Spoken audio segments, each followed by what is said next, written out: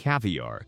Caviar is one of the most expensive foods in the world right now, but for hundreds of years it was so cheap that bars in Russia just gave it away for free. Sturgeon were everywhere in the Caspian Sea and Black Sea, so their eggs cost almost nothing. Regular people ate caviar every day, spread on black bread, the same way you would spread butter. Bar owners actually put it out for free because it was so salty it made people thirsty, and they ended up buying more drinks. Things started changing in the 1700s and 1800s when the Russian upper class began treating it as a status symbol. Then it spread to France, where fancy restaurants picked it up and started serving it as something special. Around the same time, it reached the United States, where it was still so common that bars were giving it away as a free snack. The exact same thing Russian taverns had been doing. Then overfishing hit. By the late 1800s and early 1900s, sturgeon populations had crashed, and as they became harder to find, the price went up. Governments eventually stepped in with strict fishing rules, which made caviar even harder to get. By the 1990s, wild fishing was so restricted that today, over 90% of caviar comes from fish farms. It is now served in tiny amounts with special spoons made from bone or shell, because metal actually changes the taste. Prices go from a few $100s per kilogram all the way past $10,000 for the rarest kinds. The whole story in one line, it went from a free bar snack to one of the most expensive foods on earth, simply because people fished it into near extinction. Brisket. Brisket is the chest muscle of the cow. It is tough, full of connective tissue, and needs hours of slow cooking before it becomes tender. For most of history, that made it one of the least desirable cuts. Rich households wanted meat that cooked quickly and looked good on a plate. Brisket was cheap because hardly anyone wanted to bother with it.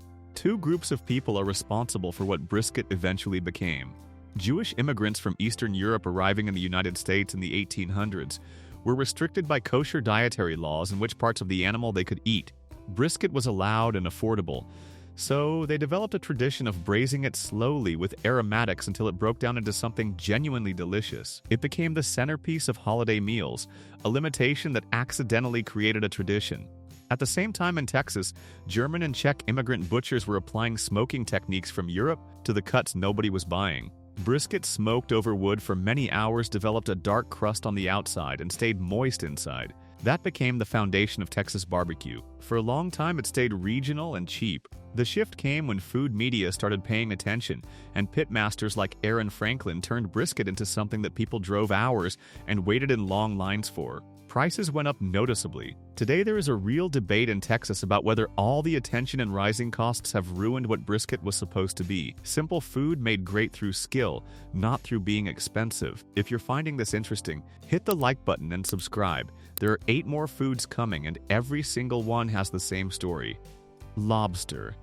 The lobster story is probably the most well-known of all these reversals, but the details are more extreme than most people realize. In the 1600s and 1700s along the coasts of New England and Canada, lobsters were so common they literally washed up on shore in piles. People used them as fertilizer for their fields and as bait for fishing. They were at the very bottom of the food chain in terms of status.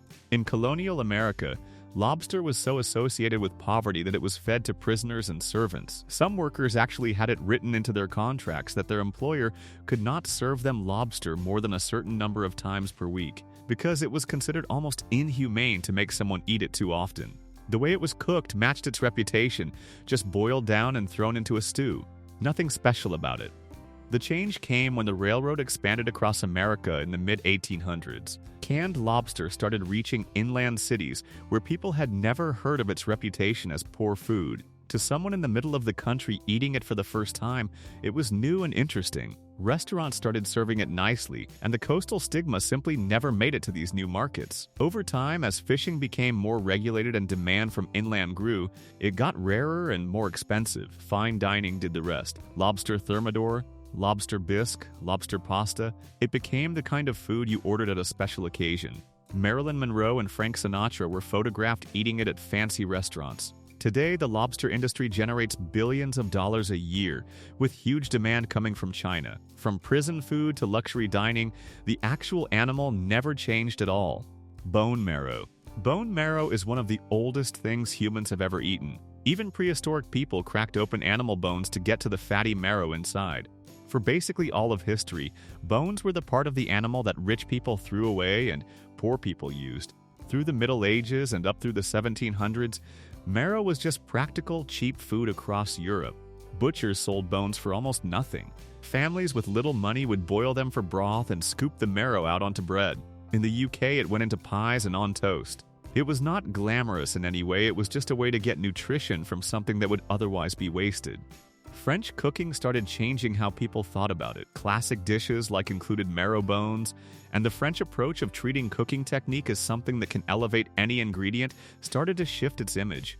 The real push into fine dining came much later, in the late 1900s and early 2000s, when the idea of using the whole animal became popular again. Chefs like Fergus Henderson and Anthony Bourdain talked openly about how ignoring cheap cuts was a waste, and restaurants started putting roasted marrow bones on their menus, split lengthwise, served on a wooden board with sea salt, herbs, and good bread.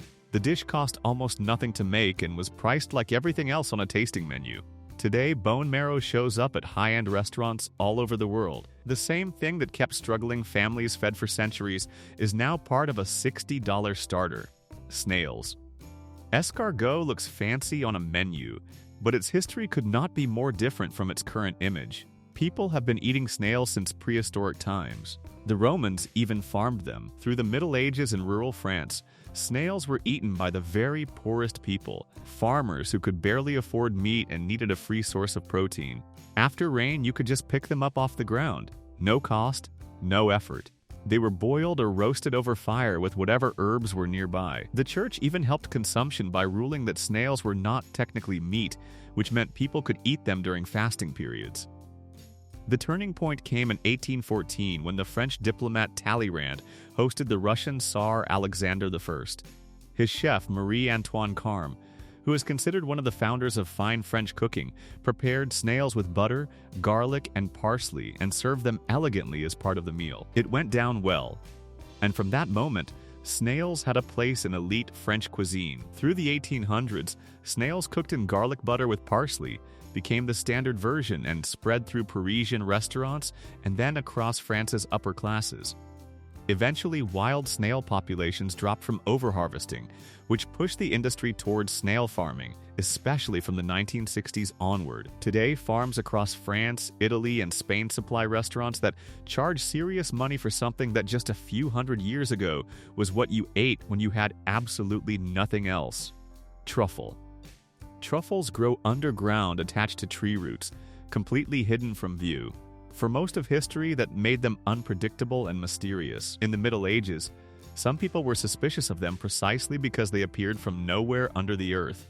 Farmers noticed that pigs were attracted to certain spots by smell and started using them to find truffles. That is how it worked for centuries. You followed a pig. In the beginning, truffles were not a luxury. People in the regions of France and Italy where they grew just used them in regular local cooking when they happened to find them. They were unusual but not exclusive. The shift started during the Renaissance and picked up through the 1700s as wealthy European households became more interested in rare and hard-to-find ingredients. French fine dining in the 1800s locked in the transformation. Escoffier used truffles in their most impressive dishes and built them into the identity of haute cuisine. The smell of a fresh truffle is genuinely unlike anything else in food, and that uniqueness gave chefs and restaurants something real to justify the high price. Because truffles cannot be farmed in a predictable, reliable way like most crops, supply stayed limited while demand from wealthy customers kept growing. Today, there are farms where people plant oak trees with truffle spores and wait years to see if they produce anything. Dogs have replaced pigs because they are easier to work with and do not try to eat what they find. The rarest types sell for tens of thousands of dollars per kilogram. Something that medieval farmers dug up by accident and threw into a basic stew is now shaved in tiny amounts over pasta, in restaurants where a single dish costs more than most people's weekly grocery bill. Monkfish.